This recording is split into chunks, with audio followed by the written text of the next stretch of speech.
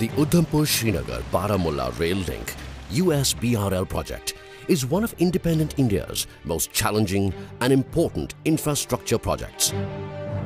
One of the most challenging parts of this project is a single arch bridge over river Chenab coming up between Kauri and Bakkal in Riyasi district.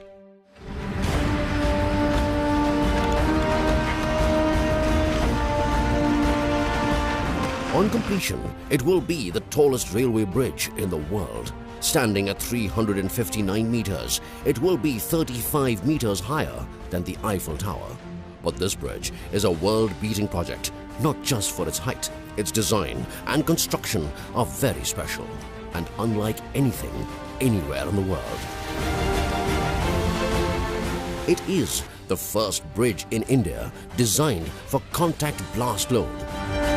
The bridge will be able to withstand an earthquake of intensity 8 on the Richter scale. The location of the bridge exposes it to gale winds. The design takes this into account, and trains will be able to ply on it safely in winds up to 90 kilometers per hour.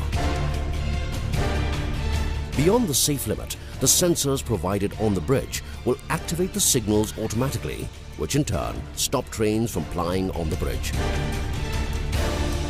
A bridge of this magnitude is only as strong as its foundations.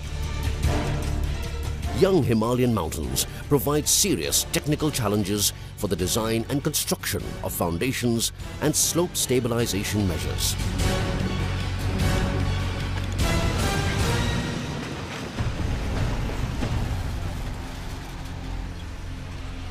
It was thus decided to carry out slope stabilization and then build piers that will stabilize the bridge and give it strength.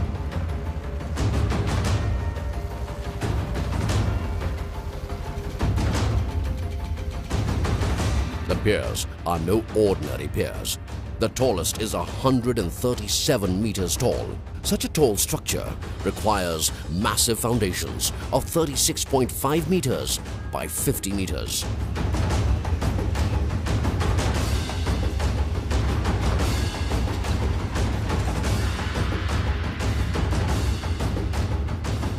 The bridge crosses a very deep gorge with extremely steep sides.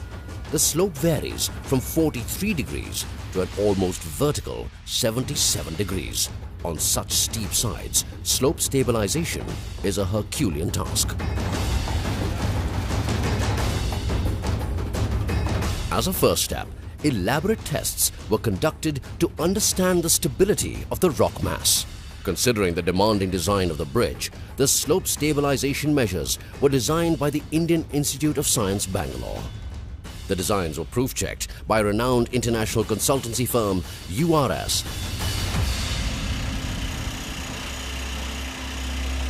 With the drawings ready, a very important milestone was achieved and preliminary activities started at the site. The activities include tree cutting, development of the dumping yard, dropping loose boulders and, most importantly, developing approach roads on the steep slope for plying heavy-duty dumpers and other construction equipment.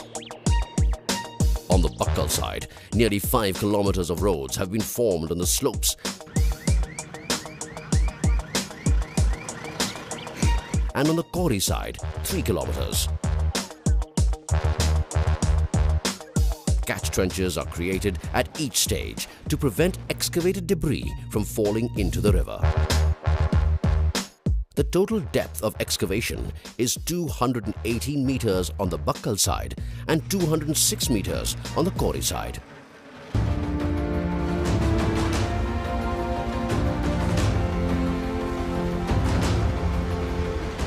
The steep slopes make the work extremely risky. The top-down method of construction has to be adopted from the safety point of view.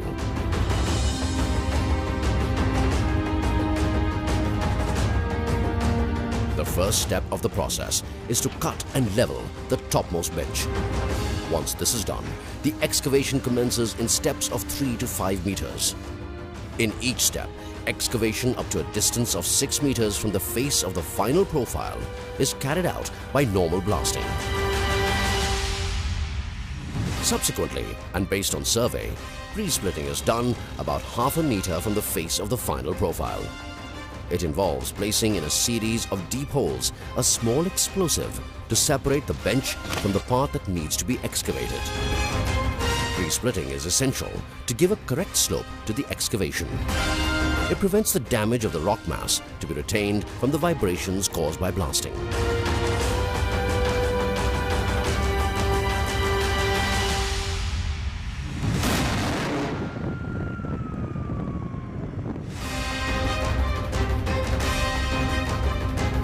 Controlled blasting is carried out to aid in excavation.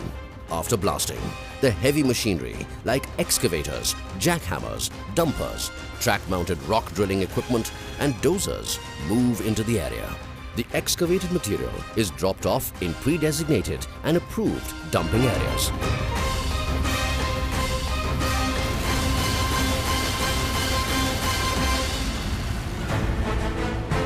Immediately after excavation, rock bolts of designed lengths of 4 meters, 8.5 meters and 11.5 meters are installed.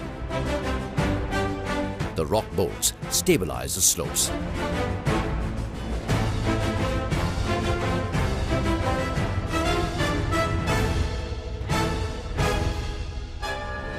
Weep holes are provided beneath the shotcrete layer to prevent building up hydrostatic pressures, if any, in the future.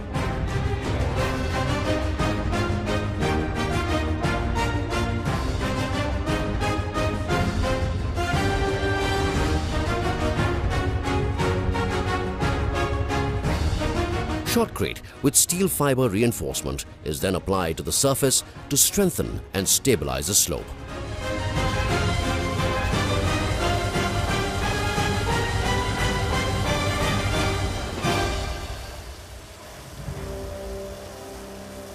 On the buccal side, more than 40% of the slope stabilization work is complete.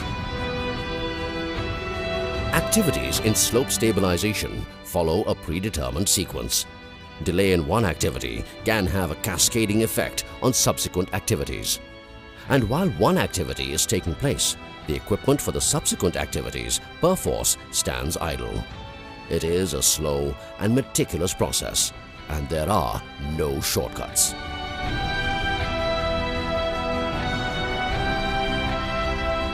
Construction equipment consumes a huge quantity of diesel, typically 15,000 to 18,000 litres per week on the buccal side.